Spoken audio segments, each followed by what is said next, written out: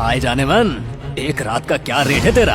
देश के सबसे बड़े बिजनेस टाइकून के बेटे अमन सिन्हा की ये बात सुनकर नैना के पैरों तले जमीन खिसक गई। उसने कांपती आंखों से अपने पति अथर्व की ओर देखा। कायर है ये, बस नाम का पति है, टीचर कहीं का। इसी के साथ नैना की आंखों के सामने 3 साल पहले की यादें तैरने लगी। 3 साल पहले खूबसूरत नैना की शादी उसके दादाजी ने गरीब फटीचर अथर्व से करवा दी थी। शहर में बदनामी के डर से नैना के माँ बाप ने इस रिश्ते को दुनिया से छुपा लिया और अपने ही दामाद को घर का नौकर बनाकर रख दिया। कहाँ मर गया बे निकम्मे? कामचोर फटीचर कहीं का। 3 सालों से वो गालियाँ सहते हुए बस घर के काम कर रहा था, सिर्फ इसलिए ताकि अपने प्यार नैना के करीब रह सके। वैसे पिछले 3 सालों से अथर्व नीचे ही सो रहा था। नैना समझ गई थी अथर्व बस एक मासूम सा लड़का है जो कभी उसे नजरें उठाकर भी नहीं देखता, लेकिन वो ये नहीं जानती थी नैना के सो जाने के बाद वो उसे घंटों चुपचाप निहारा करता था। इस पार्टी में आने से 1 दिन पहले अथर्व नैना के कपड़े लेकर उसके कमरे में चला गया था। तभी तुम यहाँ क्या कर रहे हो? नहा कर निकली नैना के बदन पर सिर्फ एक तौलिया लपेटा हुआ था। अथर्व की नजरें कुछ देर उसकी खूबसूरती पर ठहर गईं, लेकिन अगले ही पल आंखों पर हाथ रखते हुए वो बाहर भाग गया। नैना उसे ऐसे जाते देख मुस्कुरा रही थी। तभी नैना की बहन शनाया वहाँ आई और उसकी दीदी को टोकने लगी। दीदी, आप उस फटीचर को तलाक क्यों नहीं दे देती? जब मेरी शादी हो रही थी तब तो किसी ने कुछ नहीं कहा। बेटा, अगर तुम शादी नहीं करती तो तुम्हारे दादाजी हमें जायदाद से निकाल देते। आपकी अमीरी और गरीबी के बीच बस मेरी ये शादी खड़ी है। नैना ने बात खत्म की और वे शॉपिंग के लिए निकल गए। अथर्व भी उनके साथ था। शोरूम में सेल्स गर्ल कई ड्रेसेस दिखा चुकी थी। हर बार नैना कोई ड्रेस ट्राई करती और चुपचाप अथर्व के चेहरे को देखती। अथर्व के चेहरे के भाव ही सब बता देते थे।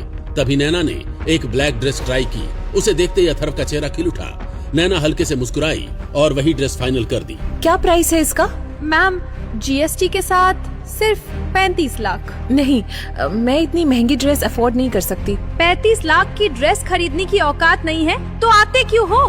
नैना की नजर अथर्व पर गई जो मोबाइल पर किसी को मैसेज कर रहा था। कुछ ही देर में वहाँ राजवीर सिंह आ गए जो इस मॉल के हेड थे। मैम, आज स्पेशल ऑफर थी। जो भी इस ड्रेस को पहले ट्राई करेगा ये ड्रेस उसे गिफ्ट में मिलेगी। ये सुनते ही वहाँ मौजूद हर शख्स हैरान रह गया।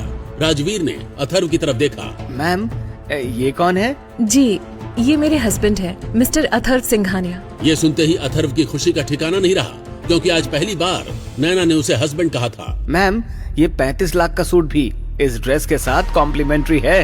वापसी के पूरे रास्ते उसके चेहरे पर मुस्कान थी। इतना खुश नैना ने उसे पहले कभी नहीं देखा था।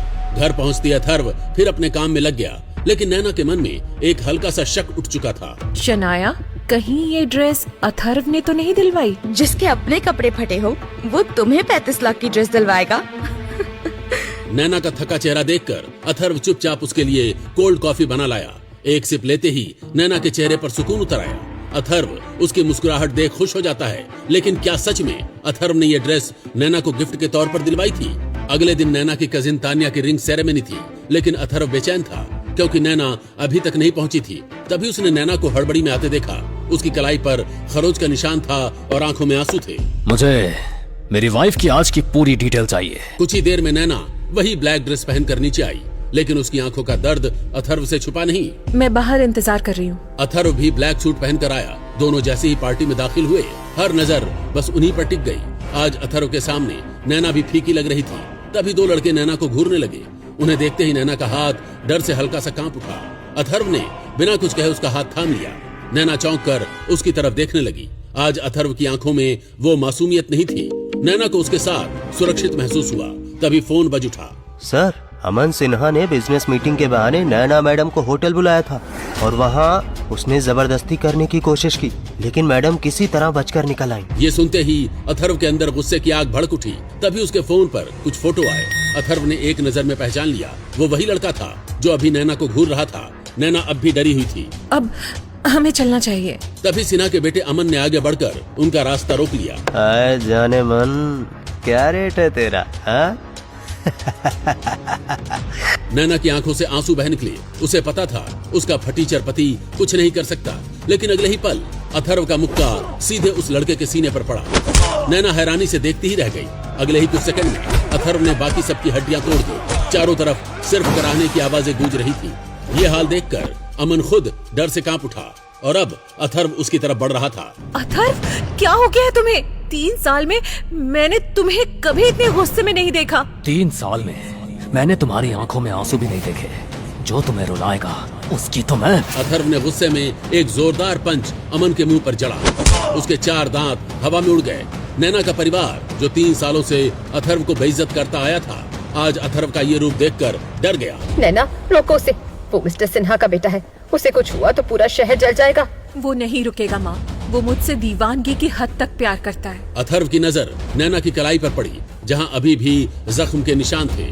अथर्व ने अमन का हाथ कसकर पकड़ लिया। इसी हाथ से छुआ था ना उसे। अथर्व ने अमन का हाथ पूरी ताकत से मरोड़ दिया। अमन की चीख गूंज उठी। उसी वक्त अमन का बाप सिन्हा वहां आ गया। वो आदमी जिसका नाम ही शहर में खौफ पैदा कर देता था, आज उसके बेटे को सबके सामने अथर्व ने पीटा था। मिस्टर सिन्हा, ये मेरे हस्बैंड है। मैं आपसे माफी। तुम्हारा सर किसी के आगे झुके, ये मैं बर्दाश्त नहीं कर सकता।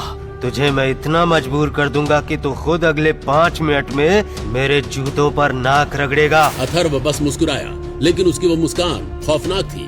वो आगे बढ़ा, सिन्हा के कोट से सिगार निकाली। नहीं सिन्हा, अगले 5 मिनट में तू मेरे जूतों पर नाक रगड़ेगा।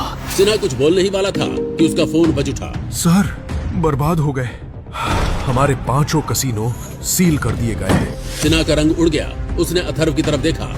अथर्व ने लाइटर से सिगार जलाई। तभी दूसरा कॉल। सर, हमारे सारे सरकारी टेंडर टर्मिनेट हो गए हैं। एक और कॉल वेटिंग पर था। अब सिन्हा के माथे पर पसीना साफ दिख रहा था। उसका पूरा साम्राज्य ताश के पत्तों की तरह ढह रहा था। सिन्हा ने घबराकर अथर्व की तरफ देखा। तभी रिजॉर्ट के बाहर सायरन गूंज उठे। एक के बाद एक 20 काली चमचमाती लग्जरी गाड़ियां आकर रुकी। पुलिस कमिश्नर, मिनिस्टर और कई बड़े अधिकारी उतर कर आने लगे। अरे, सिन्हा की पहुंच तो बहुत ऊपर तक है। मिनिस्टर, कमिश्नर और तमाम बड़े अधिकारी सिन्हा नहीं बल्कि अथर्व के सामने पसीना पोंछते हुए खड़े थे। साहब, क्या आदेश है? सबका मुंह खुला का खुला रह गया। नैना और उसकी पूरी फैमिली अपनी आंखों पर यकीन नहीं कर पा रही थी। वही फटीचर जमाई जो उनके जूते साफ करता था, ताने और गालियां सहता था, आज उसके सामने पूरा सिस्टम हाथ जोड़कर खड़ा था। सिन्हा के पैर कांपने लगे। वो घुटनों के बल रेंगता हुआ अथर्व के जूतों तक पहुंचा। डरते हुए उसने वही सवाल पूछा जो वहां मौजूद हर किसी के मन में था। मालिक, आप कौन हो? गलत आदमी से भिड़े हो सिन्हा। मैं कायर नहीं, फायर हूँ। इतना पावरफुल होने के बावजूद अथर्व घर जमाई क्यों बना? क्या मजबूरी में हुई ये शादी कभी प्यार में बदल पाएगी? जानने के लिए अभी इंस्टॉल बटन पर क्लिक करके डाउनलोड करें पॉकेट FM और फ्री में सुनें एक्शन और सस्पेंस से भरी कहानी एम्पायर ऑफ हिडन किंग। और याद रखिए, 10वें एपिसोड के बाद आने वाला ट्विस्ट आपका दिमाग हिला देगा।